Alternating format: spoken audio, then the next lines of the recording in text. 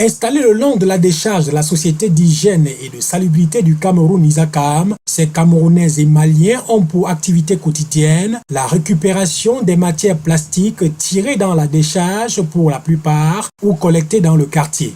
Bon, je trouve le plastique au quartier. J'ai acheté le kilo que j'ai placé là. Les femmes qui sont là, les jeunes du quartier viennent me vendre le kilo. J'achète le kilo à 100 francs au quartier et je viens revendre le kilo ici à 200. Bon, si je prends ça ici à 200, pourquoi? Parce que je paie le transport pour venir ici. Ça me donne un peu d'énergie et je fais ça, je paie la maison, je fais ceci, je fais ceci. Ça, c'est mon métier que je fais dans ma vie de Douala pour le moment. Il y a d'autres personnes qui partent à la décharge, des ACAM, qui font leur fouillage là-bas, qui revendent encore aux personnages qui sont à côté. Et qui achètent aussi vraiment à 200 le kilo. Oui, c'est comme ça. Oh là là, ça fait beaucoup de choses.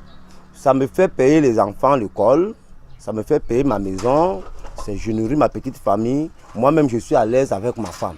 Assis dans son hangar, dès le lever du jour, le petit Michel Mbanga, après la pesée, achète ces matières plastiques qu'il va revendre par après pour recyclage. Quand j'achète le plastique comme ça, quand j'achète en tasse, quand je vois que c'est là beaucoup, je commence à classer dans les ballots.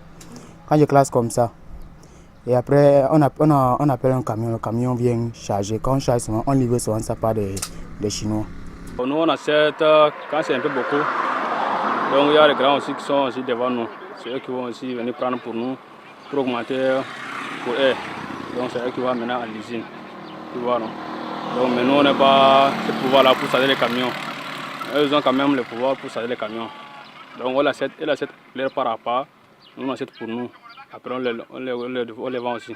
À notre grande surprise, l'on trouve dans les poubelles juste en face de ces récupérateurs des matières plastiques et personne ne s'y intéresse. Parce qu'il y a d'autres qui sont mous, ceux qui sont mous, non, ça qu'on prend.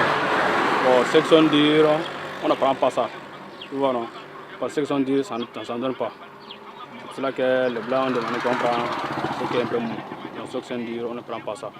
Tout à côté, les vieux matelas sont découpés en petits morceaux. Le maître des lieux, qui n'a pas souhaité se prononcer devant la caméra, nous confie que ces morceaux de matelas seront utilisés pour brûler le cuivre et pour la fabrication des vernis.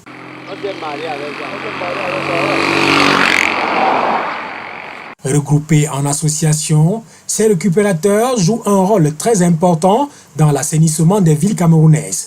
Nous sommes regroupés en association et jusque-là, ça se passe très bien. Alors la récupération du plastique dans notre ville, pour un premier temps, nettoie, ça rend la ville propre. Pour un premier temps. Pour un second temps, ça nous épargne de certaines maladies. À l'instar du paludisme qui est transmis par les moustiques. Et nous sommes sans ignorer que les moustiques se résident souvent dans des seaux abandonnés.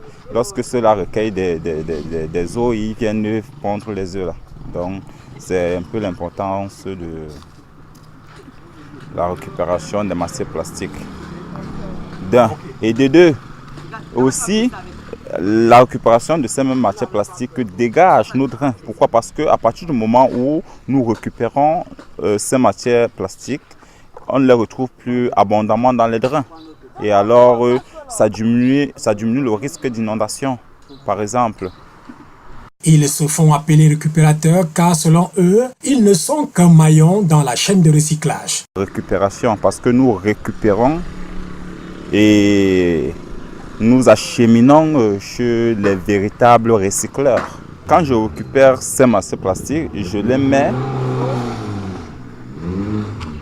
à la disposition des véritables recycleurs. Parce que lorsque c'est récupéré, il nécessite un traitement.